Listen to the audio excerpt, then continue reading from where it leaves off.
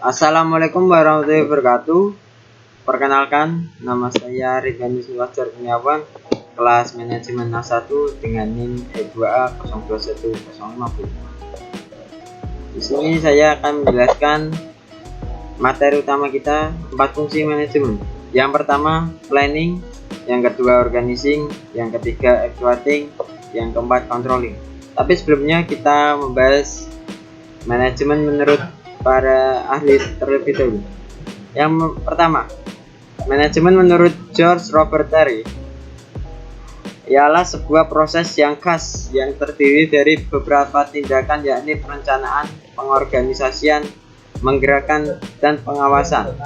Semua itu dilakukan untuk menentukan dan mencapai target atau sasaran yang ingin dicapai dengan memanfaatkan semua sumber daya, termasuk sumber daya manusia dan sumber daya lainnya. Yang kedua, menurut Henry Fayol, pengertian manajemen adalah suatu proses perencanaan, pengorganisasian, dan pengawasan atau kontrol terhadap sumber daya yang ada agar mencapai tujuan secara efektif dan efisien. Selanjutnya,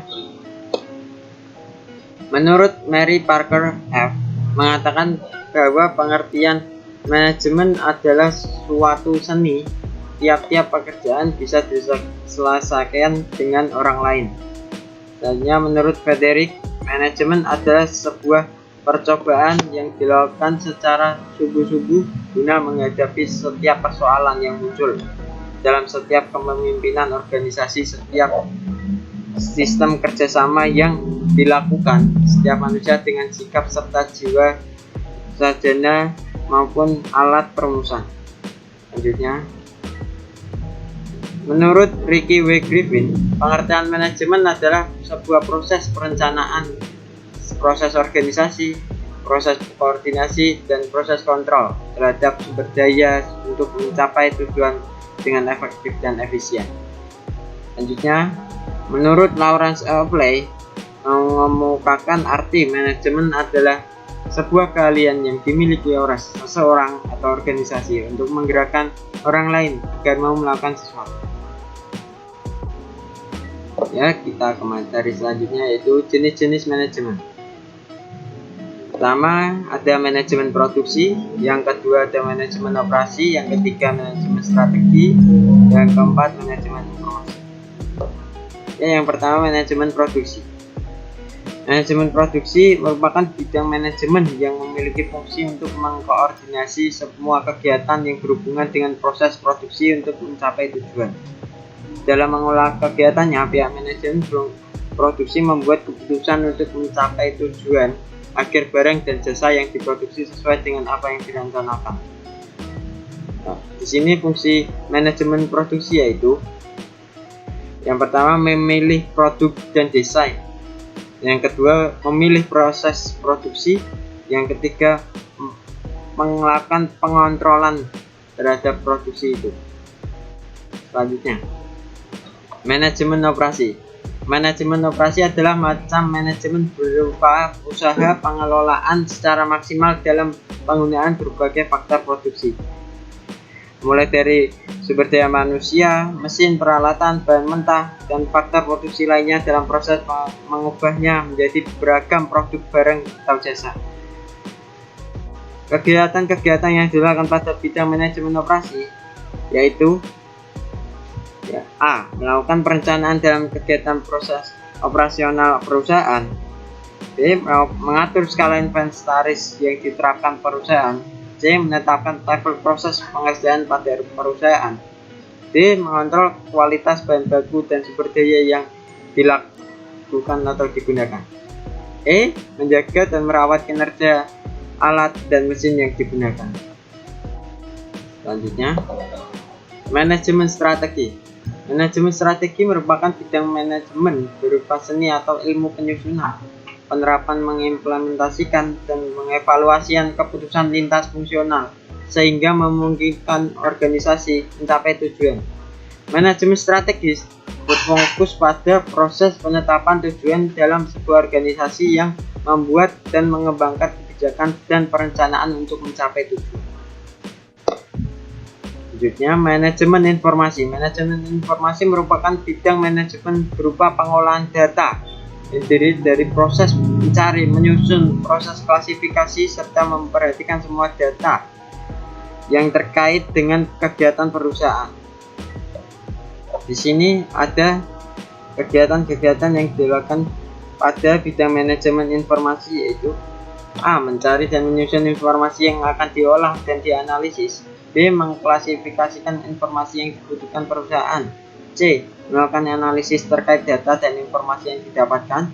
D. Menginterpretasikan informasi yang sudah diolah untuk bahan pengambilan keputusan. Di sini ada 5 bidang manajemen. Yang pertama yaitu manajemen produksi, yang kedua manajemen pemasaran, yang ketiga manajemen keuangan, yang keempat manajemen personalia, yang kelima manajemen administrasi. Nah, selanjutnya kita ke materi utama kita, yaitu 4 fungsi manajemen. Yang pertama, planning atau perencanaan. Perencanaan dalam fungsi manajemen ada tentang bagaimana perusahaan menetapkan tujuan lengkap dengan cara dan strategi untuk penyampaiannya. Manajer perlu mengkaji, mengevaluasi berbagai kemungkinan rencana alternatif sebelum memutuskan suatu tindakan. Di sini kegiatan fungsi planning yaitu yang satu, menentukan tujuan serta target perusahaan. Yang kedua, menyusun strategi untuk mencapainya. Yang ketiga, menetapkan berbagai sumber daya yang mungkin dibutuhkan. Yang keempat, menentukan standar keberhasilan selama proses mencapai tujuan tersebut. Ada pula manfaat fungsi planning. Yang pertama, memudahkan proses pengawasan. Yang kedua, menjadi acuan dan panduan dasar jalannya kegiatan. Yang ketiga, menghindari kesalahan yang mungkin terjadi. Yang keempat, jalannya tugas dan kegiatan akan lebih terorganisir di setiap perencanaan. Selanjutnya ada organizing. Pengorganisian adalah fungsi untuk mengelompokkan seluruh orang maupun wewenang yang ada untuk tujuan pemenuhan rencana. Di sini kegiatan fungsi organizing yaitu menyeleksi, merekrut dan memberikan pelatihan terhadap sumber daya manusia. Yang kedua, menyesuaikan posisi tenaga kerja sesuai dengan kemampuan mereka. Yang ketiga, menyusun dan menetapkan tugas serta mengalokasikan tenaga kerja sesuai prosedur. Yang keempat, menentukan struktur perusahaan sesuai tanggung jawab dan garis kewenangan. Di sini ada pula manfaat fungsi organizing. Yang pertama, tugas dijalankan dengan spesialis masing-masing. Yang kedua, adanya transparansi pembagian tugas yang jelas. Yang ketiga, pembagian tugas dapat disesuaikan dengan kondisi perusahaan. Keempat, setiap tenaga kerja paham akan tugasnya masing-masing. Selanjutnya ada pengarahan.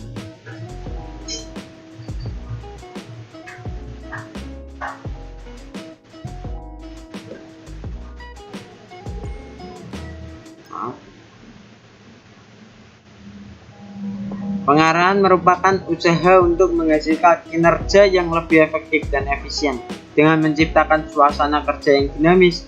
Untuk mewujudkannya, berikut beberapa kegiatan yang biasa dilakukan fungsi pengarahan. Yang pertama, kita memberikan bimbingan serta pemberian motivasi terhadap tenaga kerja agar tenaga kerja yang kita beri arahan dapat kerja semaksimal mungkin dengan hasil yang mumpuni. Yang kedua, sosialisasi tugas dan seluruh kebijakan dengan jelas. Yang ketiga, penjelasan tugas pekerjaan secara rutin. Selanjutnya, di sini ada controlling atau pengawasan.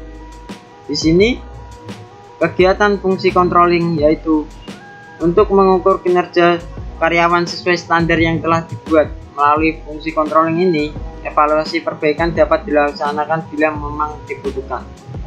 Fungsi controlling di sini klarifikasi dan pemeriksaan atas kesalahan. Di sini juga fungsi pengawasan yaitu untuk melakukan pengawasan terhadap suatu perusahaan, kinerja suatu perusahaan agar perusahaan tersebut mencapai tujuannya. Ya, sekian dari presentasi saya. Bila ada salah kata-kata mohon dimaafkan. Terima kasih. Wassalamualaikum warahmatullahi wabarakatuh.